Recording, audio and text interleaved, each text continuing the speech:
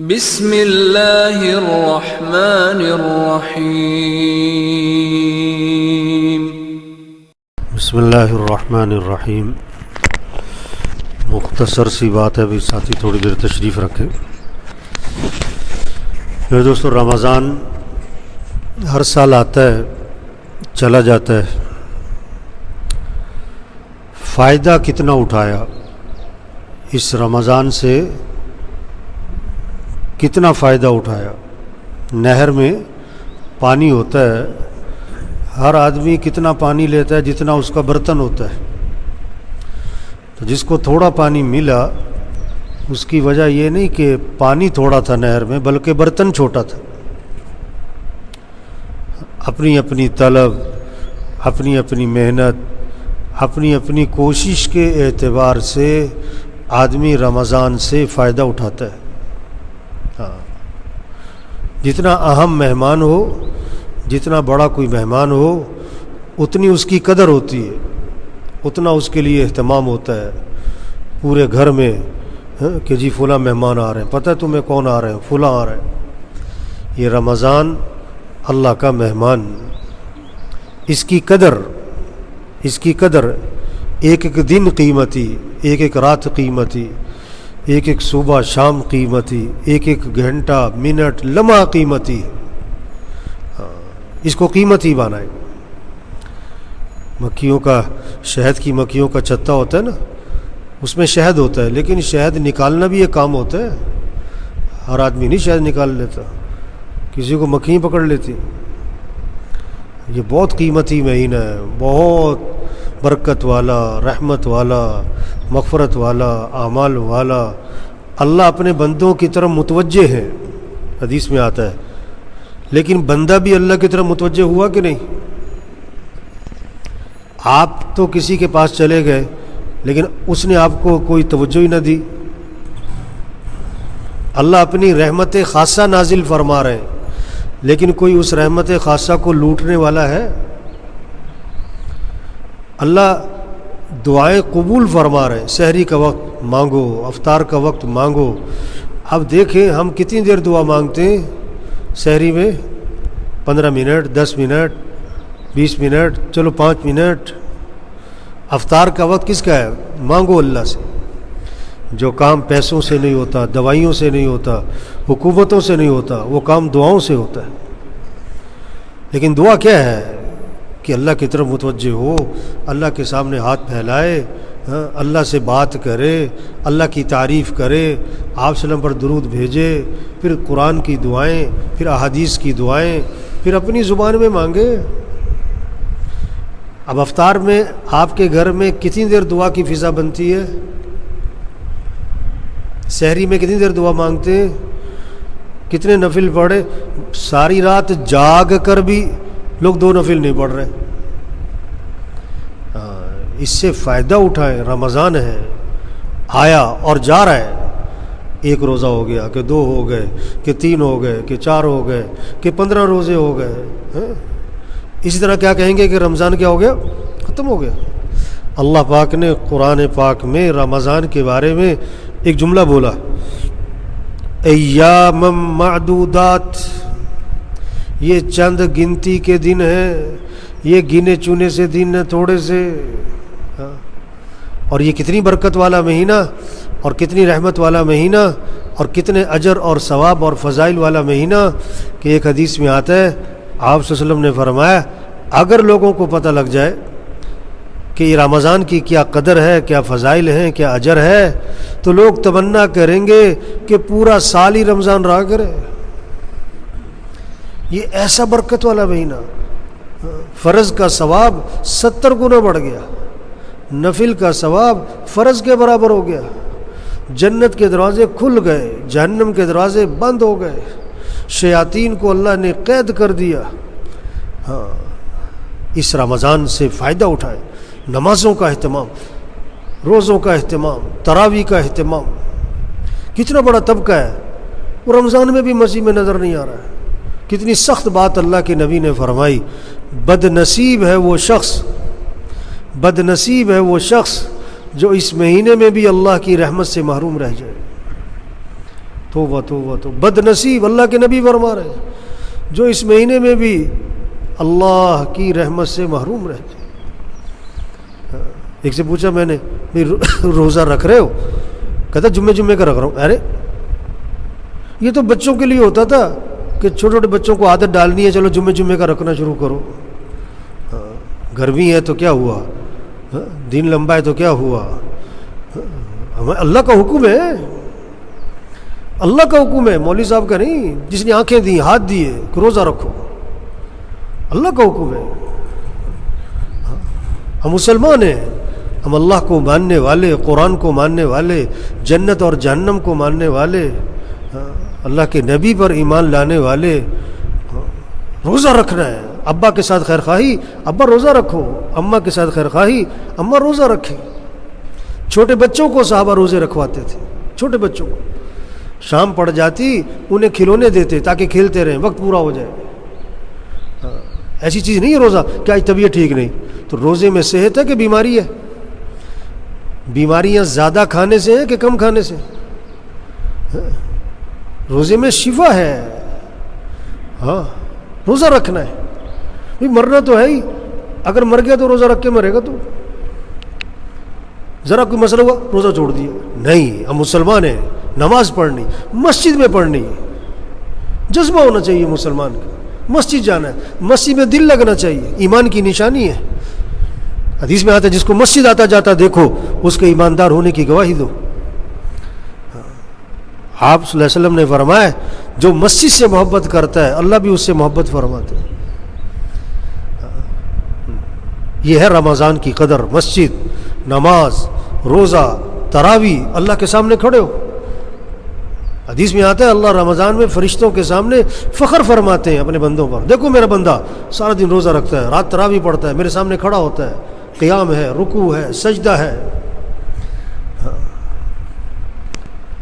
آپ صلی اللہ علیہ وسلم صرف رمضان کی بات نہیں، آپ کا تو پورا سال رات کا قیام تھا اللہ کے نبی کا، اور آپ کا قیام جو تھا رات کا وہ کوئی صورتیں نہیں تھیں کہ سورہ اخلاص پڑھ لی اور سورہ۔ ایک صحابی فرماتے ہیں آپ صلی اللہ علیہ وسلم نے رات تہجد کی نیت باندھی تو میں نے دیکھا تو میں نے کہا چلو میں بھی اللہ کے نبی کے پیچھے تہجد پڑھتا ہوں۔ آپ نے سورہ بقرہ شروع فرمائی، سورہ بقرہ ختم ہوئی سورہ آل عمران، سورہ آل عمران ختم ہوئی سورہ نساء۔ اللہ کے نبی 5 سپارے، 5.25 سپارے ایک رکعت میں، ہاں، پھر لمبا رکوع، پھر لمبا سجدہ۔ حضرت عائشہ فرماتی ہیں آپ صلی اللہ علیہ وسلم رات کو 4 رکعت کی نیت باندھتے، اور پوچھی مت کہ وہ آپ کی 4 رکعتیں کتنی خوبصورت ہوتی تھی اور کتنی لمبی ہوتی تھی۔ فلا تسأل عن حسنہن وطولہن، پوچھ مت کیسی خوبصورت نماز ہوتی تھی آپ کی اور کتنی لمبی ہوتی تھی۔ ثم یصلی 4، پھر 4 رکعت کی نیت باندھتے۔ فلا تسأل عن حسنہن وطولہن، پوچھی مت کیسی خوبصورت اور کتنی لمبی ہوتی تھی۔ حضرت عائشہ رضی اللہ عنہا فرماتی ہیں آپ صلی اللہ علیہ وسلم کی تہجد، اس کا جو سجدہ تھا، سجدہ وہ 50 آیات کی مقدار کا تھا، 50 آیات کی مقدار کا ایک سجدہ۔ ہمارا سجدہ کہاں تک جاتا ہے؟ 3 تسبیح، بہت زور لگا تو 5، بہت زور لگایا تو 7۔ اللہ سے تعلق ہو، اللہ سے محبت ہو تو لمبا قیام ہوگا، لمبا رکوع ہوگا، لمبا سجدہ ہوگا۔ سجدے کی تسبیح کبھی 21، کبھی 31، کبھی 41۔ اب ہم دیکھیں ہمارا سجدہ 21 تسبیح تک جاتا ہے کبھی؟ چلو 11 تسبیح تک گیا کبھی؟ کتنا وقت موبائل پہ لگ رہا ہے، نیٹ پہ لگ رہا ہے، قرآن پہ وقت لگے۔ یہ رمضان کا مہینہ، اب آدھا رمضان گزر گیا، اب اگر آپ کے 15 سپارے بھی نہیں ہوئے نا رمضان میں تو آپ اپنے ایمان کی فکر کرو۔ جو رمضان میں بھی قرآن نہ کھولے تو کب کھولے؟ 3 سپارے روزانہ پڑھنے چاہیے رمضان میں، تو 3 ختم ہو کم از کم، چلو 2 سپارے، چلو 1.5 سپارہ، چلو آخری 1 سپارہ۔ اب آپ کا بیٹا پڑھ رہا ہے، بیٹی پڑھ رہی، یہ فکر لگے قرآن پڑھنا ہے، یہ قرآن کا مہینہ، یہ ذکر کا مہینہ، آپ نے فرمایا رمضان میں کثرت کرو لا الہ الا اللہ، لا الہ الا اللہ، کثرت کرو۔ 300 دفعہ اگر پڑھا ہے تو کثرت میں آیا ہے، اگر 300 دفعہ نہیں پڑھ رہے تو اب کثرت میں نہیں آ رہے، کیا مطلب اللہ کے نبی کی بات کی اہمیت کوئی نہ ہوئی؟ اللہ کے نبی فرما رہے رمضان میں کثرت کرو، کس کی؟ لا الہ الا اللہ کی اور استغفار کی، اور اللہ سے مانگو اللہ مجھے ٹھکانہ میرا جنت بنا، اللہ مجھے جہنم سے بچا۔ یہ اس کا مہینہ ہے۔ اس لیے میرے بھائیوں دیکھو رمضان آ رہا ہے اور جا رہا ہے، آیا اور جا رہا ہے، اس کی قدر کرے۔ روزوں کا اہتمام، تراویح، نماز، مسجد میں قرآن کی تلاوت، ذکر، اور صرف کھانے پینے کا روزہ نہ ہو، زبان کا روزہ ہو، غیبت نہیں کرنی، جذبہ ہو، ہمارے گھر میں غیبت نہ ہو، ہماری مجلس میں غیبت نہ ہو، مسجد سے نکلتے نکلتے غیبت ہو جاتی ہے، غیبت نہیں کرنی، چغلی نہیں کرنی، آنکھ کا روزہ غلط نہیں دیکھنا، کان کا روزہ غلط نہیں سننا، دل کا روزہ دل میں اللہ کی عظمت بٹھائے، اللہ کی محبت بٹھائے، دنیا کی محبت نکالے، دنیا کی عظمت دل سے نکالے۔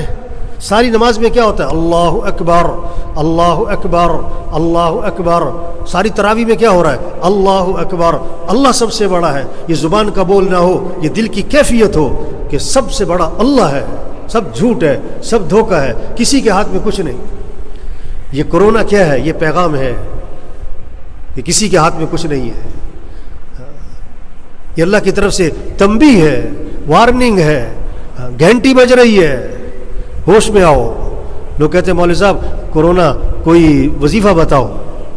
کیا وظیفہ ہے؟ توبہ کرو۔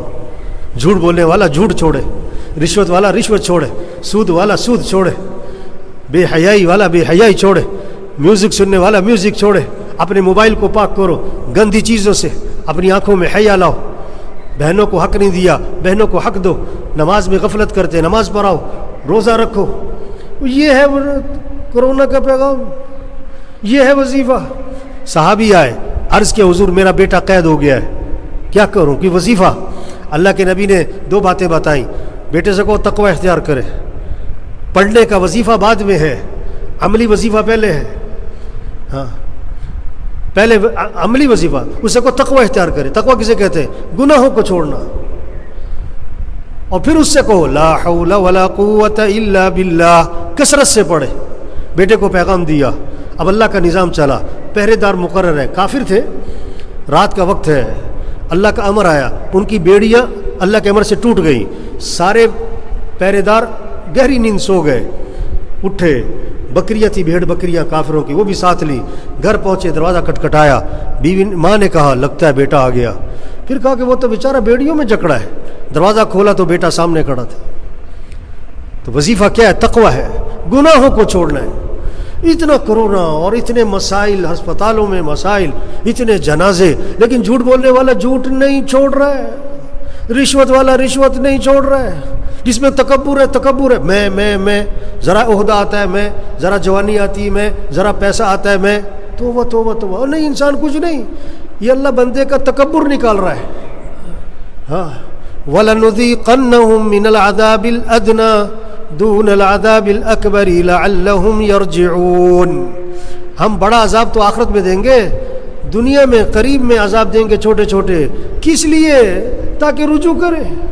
یہ وبا حدیث میں آتا ہے، یہ دنیا میں عذاب کیا ہے؟ یہ وبائیں عذاب ہے اللہ کی طرف سے، اس کو اللہ ہی دور کرے گا، کوئی نہیں کر سکتا۔ اللہ نے چاہ لیا 1 لمحے میں ختم ہو جائے گا، اللہ نے نہیں چاہا یہ 10 سال بھی نہیں ختم ہوتا۔ اللہ حفاظت فرمائے سب کی، اللہ اس وبا کو ختم فرمائے، اللہ اس وبا کو سب کی ہدایت کا ذریعہ بنائے۔ اس لیے میرے بھائیوں احتیاطی تدابیر اپنی جگہ پر ہیں، سب سے بڑی احتیاط توبہ ہے، اللہ کی طرف رجوع ہے۔ اس کی نشے میں جب آدمی ہوتا ہے نا، نشے میں تو بات نہیں سمجھ میں آتی، کیونکہ نشہ ہے، آج پیسے کا نشہ ہے، جوانی کا نشہ ہے، عہدوں کا نشہ ہے، دنیا کا نشہ ہے، موٹی موٹی باتیں نہیں سمجھ میں آ رہی، اللہ کی طرف رجوع نظر نہیں آ رہا ہے امت کا، عوام کا۔ عمومی طور پر اللہ کی طرف رجوع ہو، مسجدوں میں آؤ، اللہ کے سامنے گڑ گڑاؤ، تضرع کرو، زاری کرو۔ قرآن میں اللہ فرما رہے ہیں وَلَقَدْ أَرْسَلْنَا إِلَىٰ أُمَمٍ مِّن قَبْلِكَ فَأَخَذْنَاهُمْ بِالْبَأْسَاءِ وَالضَّرَّاءِ لَعَلَّهُمْ يَتَضَرَّعُونَ۔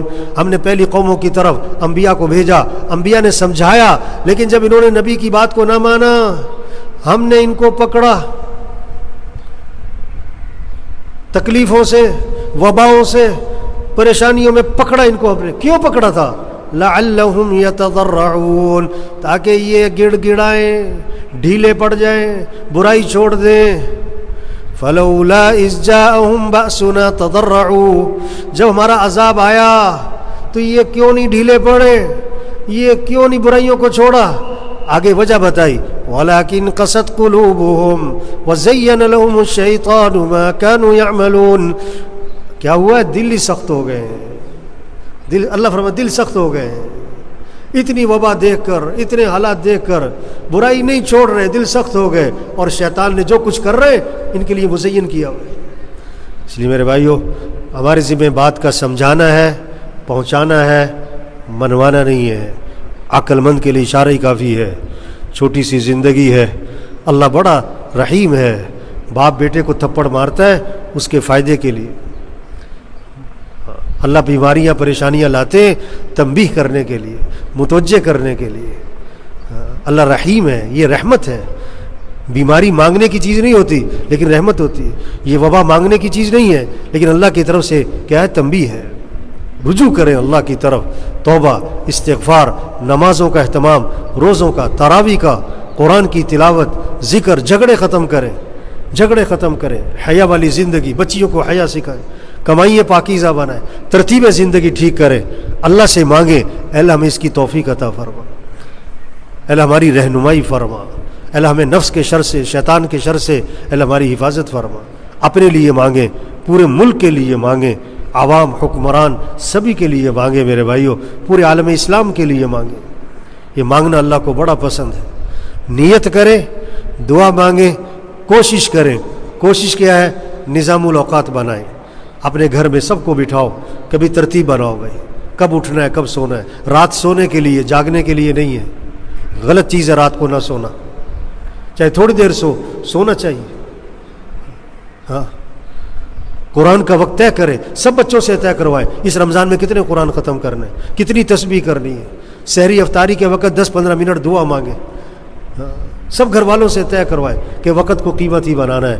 اللہ سب کو عمل کی توفیق نصیب فرمائے.